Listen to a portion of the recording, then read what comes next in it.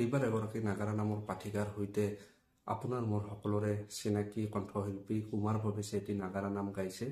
হয়তো আপোনাৰ মোৰ মাজতে বহুজনে সেই নামটো শুনিছে। কুমাৰ ভৱেশে কি নাম গাইছিল আৰু যিসকলে শুনা নাই তেওঁলোকে এই ভিডিঅ'টোত সেই নামটো শুনিবলৈ পাব। গতিকে আপোনালোকে ভিডিঅ'টো স্কিপ নকৰিব, সম্পূৰ্ণকৈ ভিডিঅ'টো চাব।